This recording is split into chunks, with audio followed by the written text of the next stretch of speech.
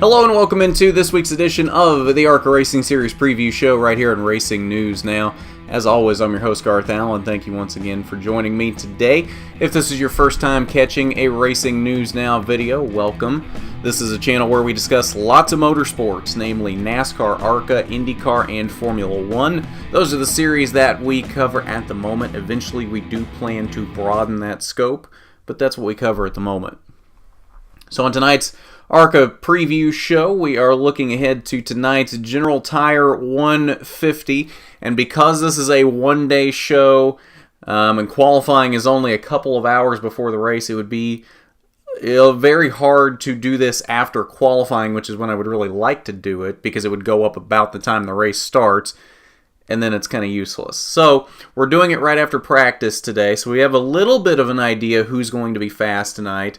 The issue with this Charlotte race is you can't look at previous races over past years because this is the first time ARCA's been to Charlotte in 14 years. So, yeah, we could look at the races from 14, 15, 16 years ago, but they're obviously not going to translate very well to who's going to be fast tonight. I'm not even sure if anybody in the race tonight was in the race 14 years ago. I'm going to guess not. I haven't looked, but I'm going to guess not.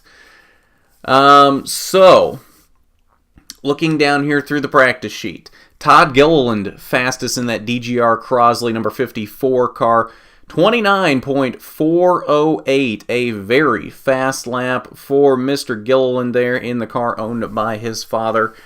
He was fastest down here in testing as well, so it's not all that surprising to see him at the top of the board, and for the longest time in practice, he was so much faster than anybody else on the board, like 4 to 5 tenths faster. That 29.408 he set very early in the session, but he was very consistent with that.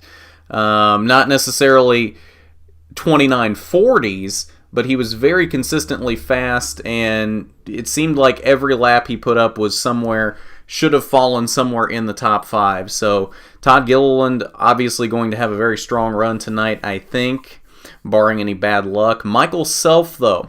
Michael Self was in the top 5 for most of practice, jumps up here to second at the very end of practice, and puts up a lap time very close to what Todd Gilliland put up. So Michael Self found a little bit more speed here at the end of practice with this 29.46. I would watch out for Michael Self tonight. He obviously has had a very good start to the season in the races he has run. He was telling us a few weeks ago that in terms of races that he has finished and not fallen out of due to mechanical problems or things like that, he's never finished worse than 4th. So, whether or not he wins tonight, I think he's obviously going to be up there contending for it, and this practice time shows that very well. If you're just going off of practice times, I think you can probably look at Todd Gilliland and Michael Self as your two main contenders tonight. Riley Herbst was very fast as well. He put up that lap time late in the session as well, 29.88. Gus Dean jumped up into the top 5 very late in the session as well, found some speed late. He was sitting outside of the top 10 most of practice and then seemed to find something very late in the session with that 29.89. And then Brandon Jones making his first start in the ARCA Racing Series this season in that MDM Motorsports number 12. Slots in 5th with a 29.89 as well. Now, as we look down through the rest of the top 10, Chase Purdy, not a surprise that he is fast, as he was fast last week in Toledo as well. That team finally seems to be starting to pick things up and show the speed that their other teammates have been showing. Cody Robaugh is an interesting one to me. I think I'm a little surprised to see him in 7th, just because he's one of these guys that's not running for one of the top teams, and he's not running a full season. So I don't know that outside of Daytona and Talladega, which are wild cards, I don't know that you necessarily expect to see him up front. Sheldon Creed put up a decently fast lap with a 30.17. Had some problems early in practice, though. Only ran 10 laps, and then found the wall. Didn't have a lot of damage from what I hear, but it was enough that he never made it back out for practice after that, so it'll be interesting to see what he can do tonight after that, after not really getting a lot of practice time and them spending most of practice just trying to fix that damage from his date with the wall. Brett Holmes jumped into the top 10 late as well. And then Natalie Decker showed, I think, more speed than she's shown in practice for a while, maybe since Daytona. She was up there, I believe the highest she was on the board at one point was 7th. And finally slots in the 10th position at the end of practice with a 30.19. So I'd watch out for her tonight. I don't know that she's necessarily going to be a race win contender, but I think we're probably going to see one of the stronger runs of the season out of Natalie. I don't think it's going to take a lot for her to find her way into the top 5 tonight if she can get rid of that bad luck that she's had for most of this season.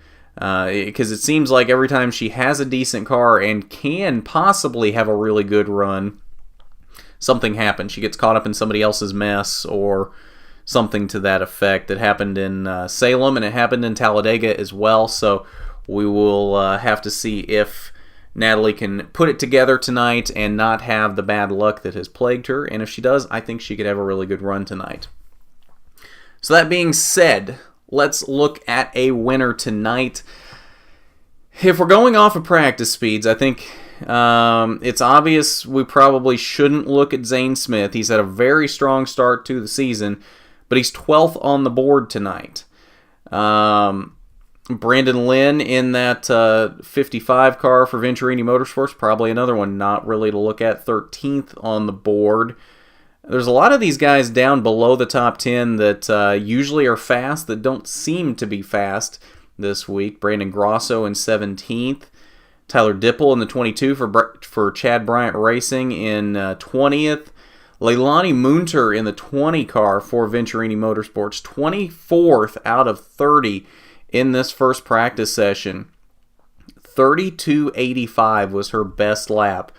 That puts her 3 seconds off of Todd Gilliland's fastest lap. Leilani seems to really be struggling here this weekend, and we'll see if she's able to pick that up at all in practice or qualifying.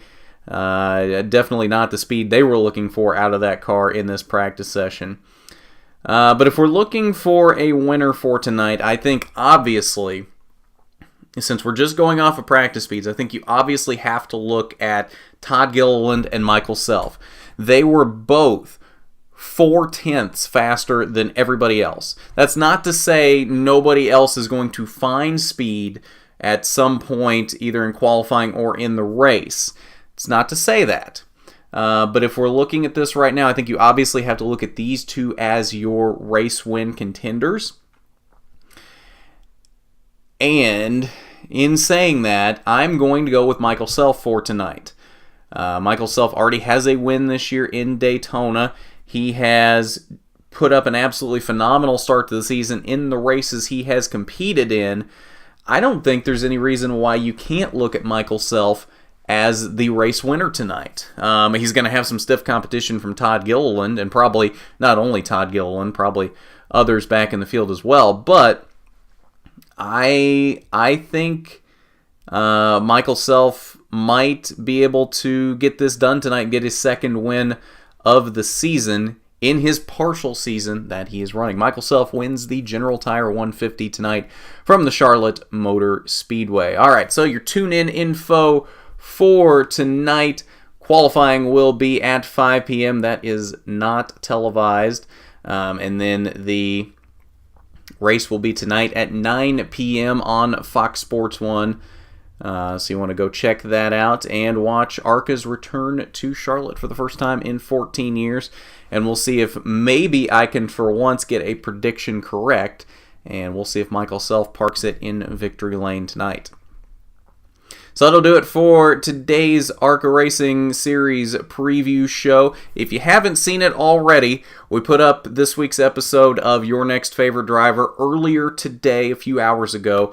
It went up at noon. That was with Natalie Decker, so you'll definitely want to check that out. It was a great episode. We had a great chat with her. We actually have a bonus episode of Your Next Favorite Driver coming up later tonight. Should be up at 8 p.m. at the normal time for Your Next Favorite Driver. That is with Tony Breidinger, up-and-coming USAC star, USAC's winningest female driver in their history. Also, we'll be running a 3-race slate for Venturini Motorsports in June. So we had a chance to catch up with her as well. So we're going with all the girl power today on Your Next Favorite Driver, and we'll have her coming up tonight at 8 p.m. So you want to catch that too. You can watch that right before the race and just be ready for tonight's race. You can just have an all ARCA Racing Series day today. Sounds like a great day to me. So that'll do it for the ARCA Racing Series preview show today. If you haven't done it already, hit that subscribe button and hit the bell for notifications. It's much appreciated, and you won't miss a thing from Racing News Now when you do that. Hit that big thumbs up button if you like the video, and don't forget to support us on Patreon, patreon.com/racingnewsnow. It's not required by any means, but it is appreciated when you do it because it just helps us continue to grow and give you better quality content into the future. So this has been the ARCA Racing Series preview show. I'm Garth Allen for Racing News Now.